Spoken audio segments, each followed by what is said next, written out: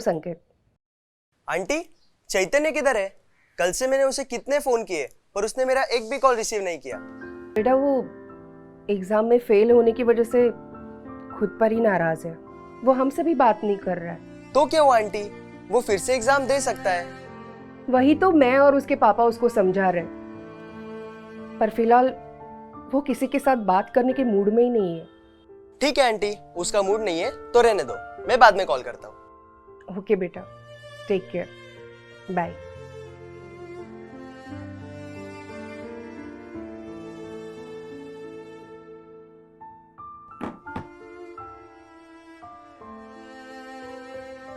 बेटा आप थोड़ा रिलैक्स हो जाओ। देखो, दुनिया में आप ही एक ऐसे अकेले नहीं हो जो एग्जाम में फेल हुए हो बेटा। और एक बात याद रखना, हार ही जीत की पहली स्टेज है, सो सब भूल जाओ। मुझे नहीं लगता मैं फिर से पास हो जाऊंगा। मैं मुझे नहीं पढ़ना।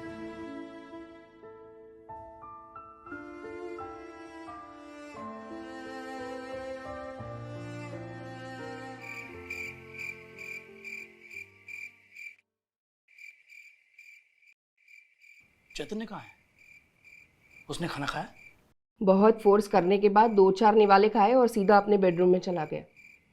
सुबह तो उसके फ्रेंड संकेत का भी फोन आया था, पर उससे भी बात नहीं की उसने।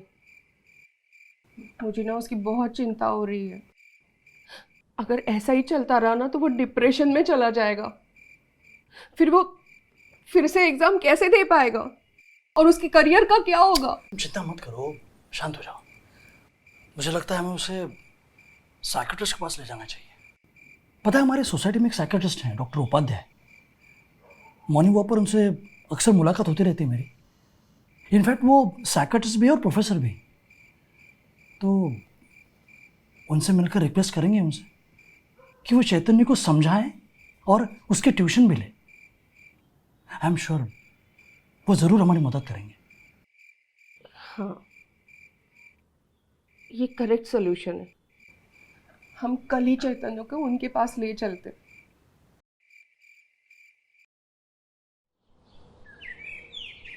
अच्छा, एक बात बताओ, तुम फिर से एग्जाम देने के लिए क्यों तैयार नहीं? डर लग रहा है कि मैं फिर से फेल हो गया तो। कौन डराता है आपको? आपके पापा मम्मी या रिश्तेदार या दोस्त?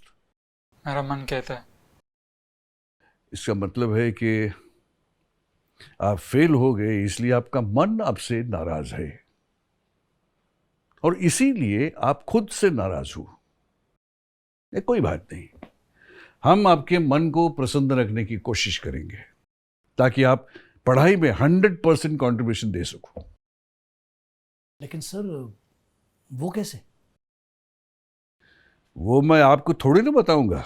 वो चैतन्य जो मेरे पास आ रहा है ना ट्यूशन के लिए, उसे बताऊंगा। आओगे ना कल से? जी सर। गुड।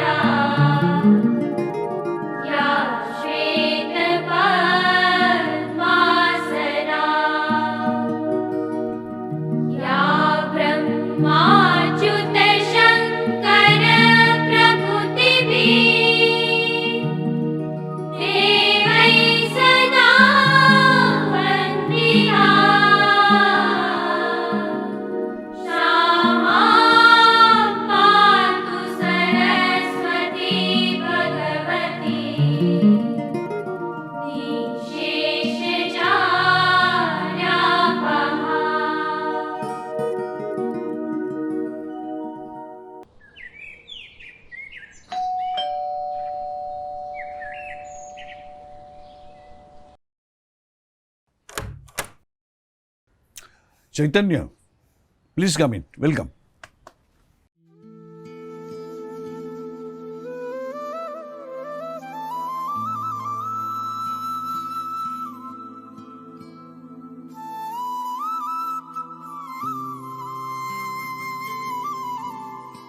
कैसा महसूस कर रहे हो? बहुत ही अच्छा। गुड, आओ बैठ।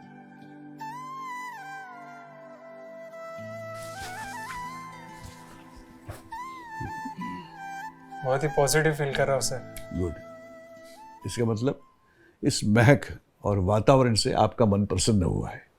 अब मैं जो भी कुछ कहता हूं उसे जरा ध्यान से सुन लो। पढ़ाई बाद में शुरू करो। पढ़ाई में जो भी दिक्कत आए मुझसे पूछना, तुम्हारे सारे प्रॉब्लम मैं सॉल्व कर दूंगा। बिल्कुल सर। इस महक को और वातावरण को मन में पूरी तरह से भर लो और तुम्हारे मन में जो सारी चिंताएं चल रही हैं ना, उसे भूल जाओ। जैसे कि मैं पढ़ाई कर पाऊंगा या नहीं, मैं पास होऊंगा या नहीं, फेल हो गया तो लोग क्या कहेंगे, रिश्तेदार मम्मी पापा को क्या कहेंगे। सर मेरे मन में पढ़ाई करते वक्त हमेशा ये ख्याल आता है। इसीलिए तुम पढ़ाई पर कंसंट्रेट नहीं कर पाते और पढ़ाई करके भी फेल हो गए। सर उस वक्त मेरे मन में क्या चल रहा था ये आपको कैसे पता? आप अंतर्ज्ञानी हो? नहीं, मैं अंतर्ज्ञानी नहीं हूं, मैं साइकियाट्रिस्ट हूं। मैं सोचता हूं, लोगों से बातें करता हूं तो समझ लेता हूं कि किसके मन में क्या चल रहा है। मैं सोचता हूं तुम्हारे मन में जो बहुत सारे विचार है ना, तो इन विचारों के बाहर थोड़ी देर के लिए पढ़ाई के बारे में सोचते हैं। और जब भी पढ़ाई करोगे मन एकाग्र करके करना, और फिर देखना तुम अच्छे मार्क्स से पास होने से तुम्हें दुनिया की कोई ताकत रोक नहीं सकती। बस पढ़ाई करते समय मन और वातावरण प्रसन्न रखना जरूरी है। बस पढ़ाई शुरू करो, कोई भी दिक्कत है तो मैं हूं। जी सर। शुरू करो।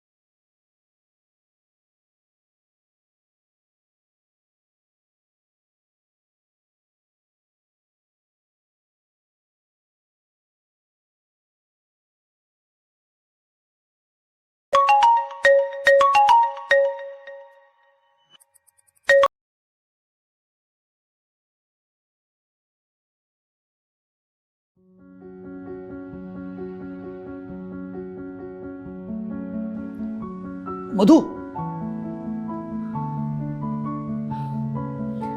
देखो चैतन्य।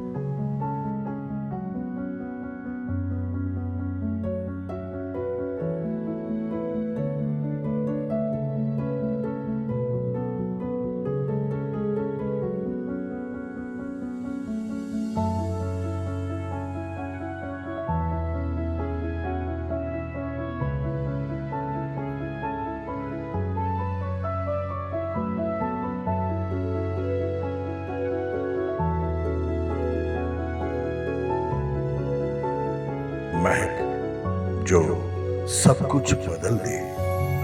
कल्याणी अगरबत्ती।